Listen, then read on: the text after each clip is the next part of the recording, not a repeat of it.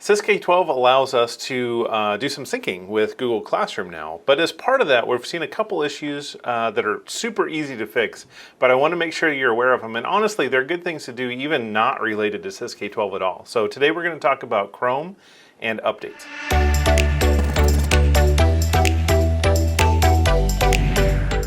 With Google Chrome, there's really two main things I want to focus on here that help Chrome work better, but also interact with SISK12 even better, especially as it relates to Google Classroom. So I'm going to open Google Chrome up here, and I want to talk about, first, clearing your history. Super simple, something you should do on a regular basis anyway. Clearing history helps Chrome work better with SISK12 as well. So to do that, we're going to open Google Chrome, and up in the settings, which is that three dots up in the upper right hand corner, we're going to click on that, go to history, and we drop down to the history. It's the very first option here. And in here you can see I've got a whole bunch of sites that I've been to, different things that I've done inside of Google Chrome. I want to clear all of that. So on the left hand side, clear browsing data. It gives me the option here under basic to clear different parts of it. We're going to clear everything. We don't care about whether it's cookies or browsing history or any of that kind of stuff. We want to clear all of it because it's going to clean up our machine and make it work better. And then there's also an option for time range, and usually it defaults to last hour. We want to clear everything. So we're going to select all time from this drop-down list. So when I select time range of all time, everything is checked. I'm going to clear that data.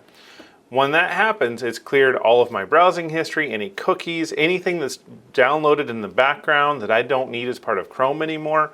All of that is gone, and the benefit is with SISK12, it hangs on to some of that stuff and it tries to move data over to a different area, especially when it tries to sync with Google Classroom. So that's all clear now. We're good on that front. The other big issue that we've seen, number 2, is Chrome updates.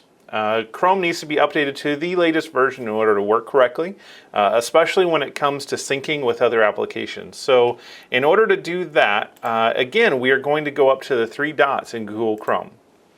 This time we're going to go down to Help and About Google Chrome. And right here it's going to tell us whether we're up to date or not. Now mine happens to be up to date, and you can see that here Google Chrome is up to date.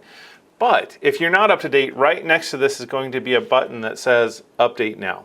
As of the time that I'm recording this video, current version is 76. Obviously, new one comes out every 3 weeks from Google, so it happens pretty frequently. A lot of time it happens in the background, but it's always good to come in here and check and make sure you've got the latest version. Just that way everything works the way that you want it to. So you'll update it. Once that's done, downloading, installing, all that kind of stuff, it'll say, I need to restart Chrome. You click a button, or you just close the Chrome browser. The next time you open it, everything is up to date and you're good to go. So really, that's it. You take care of a couple of these little simple issues. Do it, I would say, on a monthly basis. There's probably a good amount of time to just make sure things are clean and running good and doing everything you want it to, and that will make Google Classroom syncs work far better for you from SISK12. That's all I got today.